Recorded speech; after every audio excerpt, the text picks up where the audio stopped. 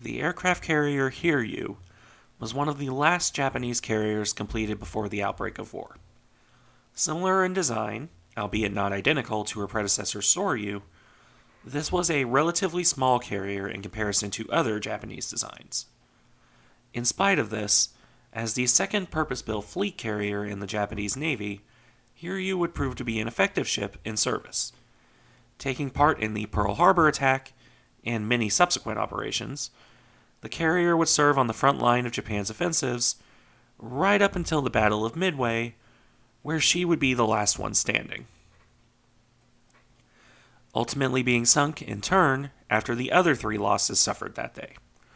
Her planes would, however, cripple USS Yorktown, leaving her open to later torpedoing by a submarine. This being said, what might have been the greatest legacy of Hiryu was the fact that the Unryu class was based on her design, not later designs like the Shokaku or Taiho class. As for Hiryu herself, well, probably the most important thing to note before I go further is that she was very much intended to be a repeat of Soryu. However, two somewhat infamous incidents in the Imperial Japanese Navy, well, they rather changed this plan. Those were the Tomozuru and Fourth Fleet incidents. These were similar insofar as the issues were related, but the incidents were separate things. Tomozuru was a torpedo boat that, common to Japanese design practice at the time, was dramatically overweight and top-heavy. As a direct result, she capsized in a storm. The later Fourth Fleet incident was similar, insofar as it involved structural issues with ships, but in this case it related to ships being too lightly built. This caused severe damage to multiple ships, from destroyers all the way up to aircraft carriers, during a fierce storm. Both of these were a direct result of Japan doing its utmost to dodge treaty restrictions by trying to build ships far lighter than what they should have been for what they were stuffing on them. And because of these incidents, Hiryu would be redesigned. Not entirely, mind you, she was still very similar to Soryu, though there were multiple revisions to her design that do, in most historical documentation, lead her to being considered a different class, a half-sister to Soryu at best. The major changes made amounted to fixes for the stability issues. Additional structural frames and bracing were added, while extra plates were put in for more strength. Armor protection was increased, which was admittedly less related to stability, but was still a change they made. The biggest pair of changes were probably an increase in her beam of a few feet compared to Soryu, and raising her hull a bit out of the water. Both of those were definitely done to increase stability. Now, a difference between the two carriers that had less to do with design changes and more to do with Japanese experimentation would be the port side island superstructure. On 99.9% of carriers, this would be placed on the starboard side unless it's a flush decker. Japan was the only nation to experiment with placing it on the port side, doing so on Hiryu and Akagi. In both cases, this was an experiment in regards to a two-carrier division having islands on opposite sides of the ship. In both cases, it would prove to have unforeseen consequences, specifically on patterns of wind currents over the ship and other issues with landing and storage space on the deck. Now, all of these changes would result in Hiryu being laid down when Soryu was already launched and fitting out. Specifically laid down on July 8, 1936, and launched on November 16, 1937, Hiryu would only enter the water a month before her half-sister was being commissioned. This slow pace of construction would see Hiryu only enter service herself in July of 1939. This would give her only a couple years of workup and experience before World War II proper kicked off in the Pacific.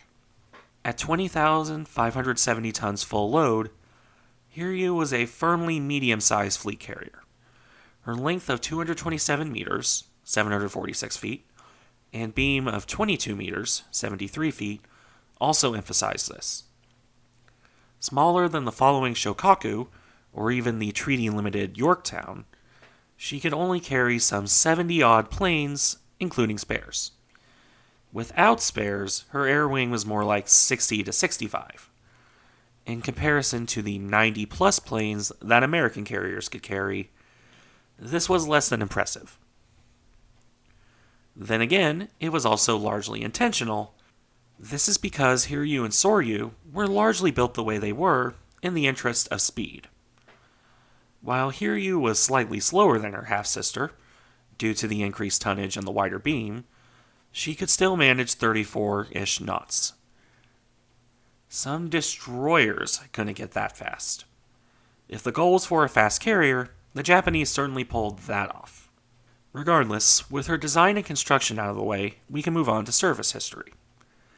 As one could expect, she didn't have a very exciting pre-war career.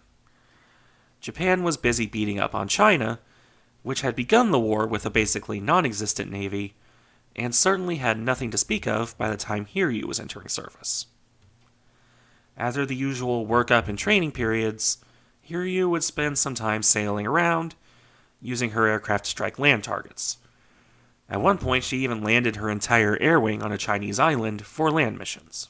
That was done in September 1940, but not for China. It was done to support operations in French Indochina, where Hiryu would spend a good chunk of her pre-Pearl Harbor service supporting operations in that soon-to-be-occupied colony. Before that, though, it was back to blockading southern China, which she would spend most of her active time in early 1941 doing. Refits and training would interrupt this, of course. In July 1941, though, Hiryu returned to Indochina. She was part of the escort for the formal Japanese occupation of the French colonies, escorting transports to Saigon and other ports. This would be her last major action before the war in the Pacific formally kicked off, as Hiryu would return to refits before joining the rest of the Kido Butai in November, which is when we reach the attack on Pearl Harbor. Hiryu was one of the 6 fleet carriers involved, alongside her predecessors and successors. Her planes would do much the same as those of the other carriers, albeit with one notable exception, in that it was one of Hiryu's level bombers that delivered the fatal blow to USS Arizona. Hiryu's planes and pilots could, thus, claim the single most devastating loss that Sunday morning. This isn't without losses of their own. One of her bombers would be shot down by George Welch, one of the few lost to American planes that day. Overall, though, Hiryu performed about the same as any of the other Japanese carriers during the attack, the one major exception aside. As such, she would continue to do much the same as the others, pulling back after the second wave, leaving the American fleet to recover as it could. Where Hiryu and Soryu differ is that they were detached to support the invasion of Wake Island instead of continuing on to Japan. Detached on December 16th, they arrived off Wake on the 21st, promptly launching 2 massed airstrikes. The first was unopposed, while the second had the last 2 Marine Wildcats take to the skies in a doomed effort to fend the Japanese off. It would fail, and Wake Island would soon surrender. This task done, the 2 Japanese carriers returned to Japan, where, after a short refit, they were sent out again, this time to support the Japanese operations in the East Indies in early January of 1942. Such as the Japanese really needed any carrier support, with their surface groups doing a fine job kicking Allied forces up and down that island chain. Probably the biggest thing of note during this time period was Hiryu joining with her half-sister, along with Akagi and Kaga, for the first major attack on Darwin, Australia, on February 19, 1942. This bombing raid did severe damage to both the harbor and the ship's base there, sometimes getting called the Australian Pearl Harbor as a result. After pulling away from Darwin, though, it was back to a routine rotation of bombing raids on various islands. Nothing major and nothing to really set Hiryu apart from the other Japanese carriers. The only other major event here is probably the sinking of USS Etzel, which I have a video covering. Short version is that the plucky destroyer dodged all attempts at sinking her with gunfire and had to be crippled with air power instead. I'll put a link to the video in the description. It's also somewhat debated which carrier's planes actually crippled her, but Hiryu at least participated. The next major event, and as it would turn out her last before Midway, were the cumulative operations of the Indian Ocean raid. In this, Hiryu would continue to operate with Soryu, this time setting off deep into the Indian Ocean to push the Royal Navy back yet further from Japanese conquests. This began on March 31st, 1942, and would end by April 10th of the same year. Hiryu was once more operating as part of a larger task force, her planes contributing to the Japanese successes. First came the airstrikes on Ceylon on April 4th. These were less of a surprise than previous Japanese raids, but still managed to catch the British somewhat off guard. The Japanese focused their efforts on the port of Colombo, at least in this attack. Several ships and around 30 planes would be put out of action on the British side, though the port remained mostly operational. After that, she would participate in the sinking of the heavy cruisers HMS Cornwall and Dorsetshire. This was on April 5th, halfway through the overall operation. The following days would see strikes on Ceylon once more, and eventually the sinking of the old HMS Hermes. The Japanese would pull back after that, and Hiryu would see no further action of note before the Battle of Midway. Not for lack of trying, though, since she and the other carriers was sent chasing off after Hornet and Enterprise in the aftermath of the Doolittle raid. With that failure, Hiryu would return to Japan and refit before setting off for Midway on May 25th, 1942. Now, Midway is a very well-trodden and very well-known story, even if you haven't watched either of the movies about it. One too long for this video, so I will, instead of doing that, summarize Hiryu's role in particular. I'll do a video on Midway in specific at a later date. Hiryu's role was, much the same as the other carriers, for the early part of the attack. Her planes would be part of the strike on Midway itself on June 4th. Hiryu would, in turn, be a particular focus of the fruitless early attacks by American aircraft from Midway. 6 Avenger torpedo bombers attempted to drop on Hiryu, leading to 5 of the 6 being shot down for no hits. Though considering American torpedoes, even if they had hit, they probably wouldn't have worked. Similarly, a group of Marine dive bombers attempted to hit the carriers later in the day. 6 would be shot down by Hiryu's fighters as they attempted to hit her. An almost concurrent attack by high-flying B-17s would score no hits. After this, Hiryu would largely avoid attention for the next few attacks, at least until VT-3 off Yorktown showed up. Those brave torpedo bombers would do as their comrades had done previously, albeit to other carriers, and attempt a doomed attack on Hiryu. As unfortunate as it would be for VT-3, it would be very fortunate for Hiryu, as she would be the one and only Japanese carrier to escape American attention when the dive bombers arrived and sent the other 3 to the bottom.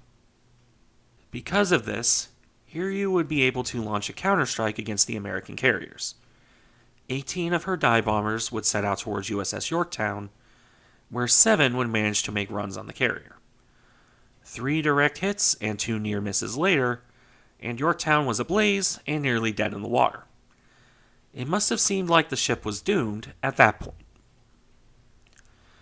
However, when Hiryu would send up a follow-on attack of torpedo bombers, they would find Yorktown steaming along with the fires out. Seemingly finding a completely different carrier, these bombers would set in and drop their torpedoes on her. 2 of them would slam into Yorktown, further crippling her, and leaving the carrier vulnerable to be sunk later on by a submarine. Hiryu would only recover 5 workable aircraft from that strike, though, which wouldn't end up mattering, at least not in the end. Her admiral, Yamaguchi, certainly wanted to try and hit the Americans again, no matter how few planes he had, but Admiral Nagumo intended to withdraw with his one intact carrier. That was not meant to be. Enterprise and Hornet, undamaged and undetected, had sent up another wave of Dauntless dive bombers. These would find and hit Hiryu that evening, putting 4 bombs into her bow, 3 on her flight deck and 1 on her forward elevator. These explosions were violent enough to throw part of her elevator into her bridge, if one wants to visualize this. Further, the resultant fires were severe enough that the other American planes attacked her escorts, leaving Hiryu to burn. This being said, her propulsion plant was still fully operational, so the carrier would continue steaming on as efforts were made to get the fires under control. Efforts that would ultimately be in vain, as her power plant gave out around 11 o'clock that night, with a massive explosion further rocking the carrier around midnight. In the dead of night, around 3 a.m., the carrier was ordered abandoned. While Yamaguchi and her captain elected to go down with the ship, most of the rest of the surviving crew was pulled off, whereupon the destroyer Makigumo put a torpedo into Hiryu's bow. Another ended up missing. The Japanese ships moved on at this point, confident that the smoldering wreck would sink. As it would turn out, a biplane from the old Hosho would come across Hiryu the next morning.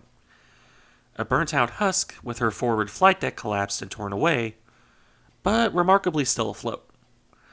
The pilot of that plane would see some of her surviving crew, having apparently missed the memo to abandon ship, scrambling to get a boat in the water before the carrier finally sank, which she would at about 9 a.m. on the 5th of June. Nearly 400 of her crew would go down with the ship, including her commanding officers. 39 men, meanwhile, would make it into that boat before she sank. They would drift along for 2 weeks before being rescued by the Americans, by which point only 34 of them would survive.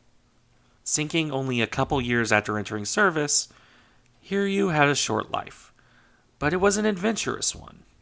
Her planes would sink Arizona and cripple Yorktown. She would be the last survivor of the Midway carriers, before being run down several hours after the other 3. One of the most striking images from Midway remains the drifting Hiryu, abandoned and smoldering, with a big hole in her flight deck. Her legacy would live on in the Unryu class, ships based largely on her design, differing mostly in reverting to a starboard side island. Had Japan been in any condition to truly build these ships, they would have rivaled the Essex class in numbers built, though not in capability.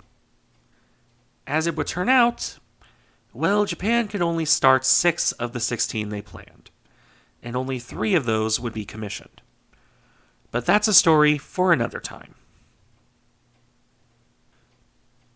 Thank you for watching. Remember to like, comment, and subscribe if you enjoyed the content, and I'll see you in the next one.